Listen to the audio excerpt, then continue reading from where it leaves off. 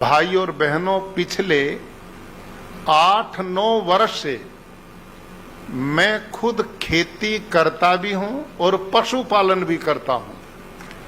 कुरुक्षेत्र में मेरा गुरुकुल है जिसमें 200 एकड़ भूमि पर मैं आपकी तरह यूरिया, डीएपी, जंतुनाशक ही दवाई डालता था। लेकिन वहां कुछ ऐसी घटना हुई कि जिसने मेरे चिंतन को बदल दिया। दवाई छिड़कने वाला व्यक्ति ही दवाई छिड़कते बेहोश हो गया और मुझे सूचना है कि आपके महाराष्ट्र में भी पता नहीं कितने किसान देश भर में दवाई छिड़कते छिड़कते, कीटनाशक छिड़कते छिड़कते ही मर जाते हैं। जो लोग फलों पे, साग पे, सब्जी पे, अनाजों पे डायरेक्ट ही जहर का स्प्रे करते हैं और उसकी जड़ों में यूरिया, डीएपी डालते हैं, ये स्लो पॉइजन फल, साग, सब्जी के द्वारा हम सब के अंदर जा रहा है। आज अस्पताल भरे पड़े हैं बीमारों से। आपसे मैं पूछना चाहता हूं, आज से 40-50 वर्ष पहले कोई कैंसर नाम की बीमारी को जानता था?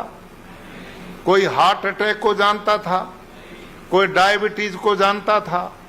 कोई पेनक्रियाज फेल हो गई, किडनी फेल हो गई, किसी के ब्रेन ट्यूमर, कौन इन बीमारियों को जानता था? अभी 1, 2, 3 अगस्त को राष्ट्रपति भवन में पूरे भारत के गवर्नर्स का एक सम्मेलन था। उस सम्मेलन में माननीय प्रधानमंत्री जी, भारत के राष्ट्रपति, उपराष्ट्रपति, गृह मंत्री जी, कृषि मंत्री और लगभग 5 विभागों के केंद्रीय मंत्री भी उपस्थित रहे और उनमें उनके सेक्रेटरी भी उपस्थित थे। 3 दिन की कार्यशाला थी वो हमारी। उसमें प्राकृतिक खेती के विषय को भी प्रमुखता से लिया गया और मेरे द्वारा वहां प्रेजेंटेशन दिया गया। उसके बाद हमारे 6 ग्रुप बनाए गए।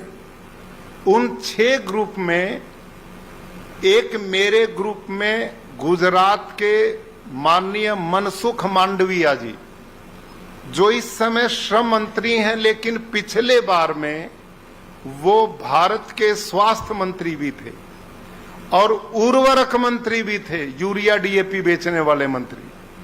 तो उन्होंने अपने अनुभव दिए, एक एक्सपेरिमेंट करा। ये सुनने की बात आप किसान भाइयों के लिए विशेष रूप से।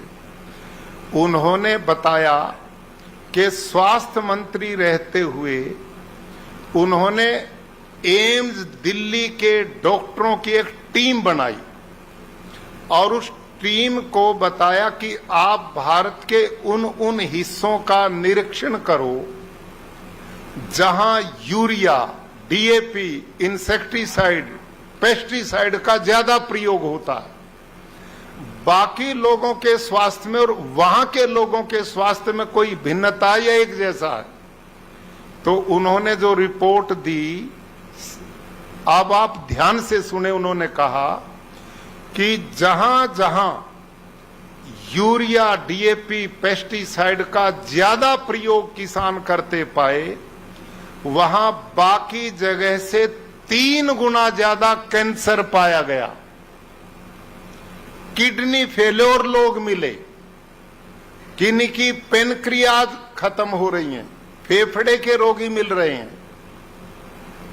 और इनके साथ साथ जो सबसे खतरनाक बात उन्होंने बताई, सबसे खतरनाक, उन्होंने बताया कि बच्चों के डीएनए चेंज हो रहे, लड़कियों के दाढ़ी मूंछ आ रही है और खतरनाक, आगे बालक बच्चे पैदा करने की स्थिति में भी रह पाएंगे, चिंता का विषय है। ये आप द्वारा खेतों में यूरिया, डीएपी, अंधाधुंध पेस्टिसाइड का परिणाम सामने आ चुके हैं।